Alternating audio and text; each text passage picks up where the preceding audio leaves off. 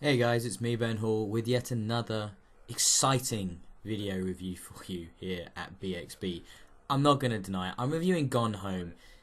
Visually, from the standpoint of watching a video, it's not the most thrilling thing to watch. Absolutely no doubt about it. The video I've captured here is right at the beginning of the game, and those big icons you see that don't look like they should be there are the sort of narration, the sort of developer commentary that's been added into the console edition, because I was playing it through with that, and that's a lovely little extra. But let me just tell you what Gone Home is before I get into it further. Gone Home originally came out on the PC in the summer of 2013. That's like 2.5 years ago.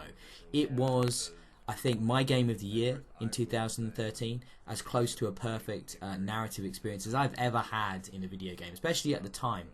In Gone Home, you walk around a house.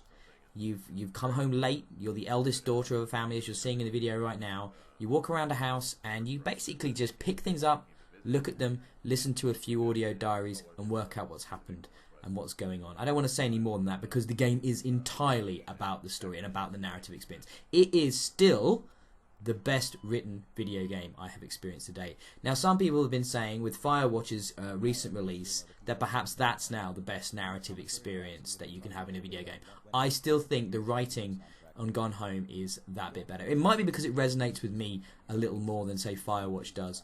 This game is set in the late 90s, or the mid to late 90s, and I was, much like the characters in this game, a teenager in that era as well. I, of course, was never a young girl teenager, but I was a teenager.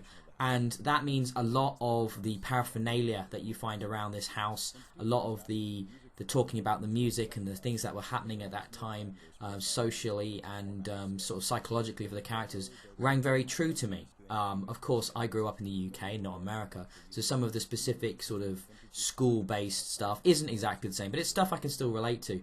And I still think this is one of the most compelling experiences you can have in a video game. If you haven't played Gone Home yet, in the 2.5 years since it came out, and you've now got one of the current generation of consoles and it's now available from that, you must pick up this game. It is literally a groundbreaking experience.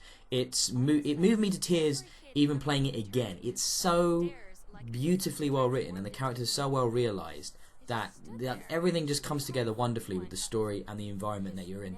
It's a slight experience. It's a couple of hours. Maybe you're going to want to do it a couple of times through, maybe without the commentary options, and then with the commentary options, which is how I played it again for this third time now for myself on the consoles. The commentary additional stuff was brilliant. I love to see a little bit of behind the scenes about how the sausage was made, as it were, when it comes to video games. And they've got some interesting people on there. They've not just got the developers, but they've got the composer of the original soundtrack. They've got some of the sort of like lead singer of a lot of the musical inspiration that happened in this game as well. So it's a really interesting, diverse group of people that talk about the experience. And there's not too much of it. It's just enough. And it actually helped me pace myself as I went through the game, because I've played this game before. I know what to do. I know the critical path. I know how you can beat it. I've got the achievement for completing the game in under a minute. But the game you should sit in. You should pick up everything. You should read everything you find as you walk around this house. And it slowly builds this brilliant picture of the people whose lives this game focuses on. And that's all this game is. There isn't a lot to it. But what the Fulbright company have done is so wonderfully well crafted that it demands your attention, and you should give it your time. Some would argue that the $20, $15.99 price tag, especially for a game that's 2.5 years old, is a little high. And they wouldn't necessarily be wrong. I would love to see games such as this priced a little lower just to get a few more people involved. But that's not really the point of this review. The point of this review is, to me, just to tell you how amazing the experience is, and how it's one of these games that comes along, and especially 2.5 years ago, it was the first of these kind of games that really did focus so wonderfully on the narrative, that did just capture this whole other world in the 90s without being full of guns and shooting and science fiction and fantasy. It's just a real story.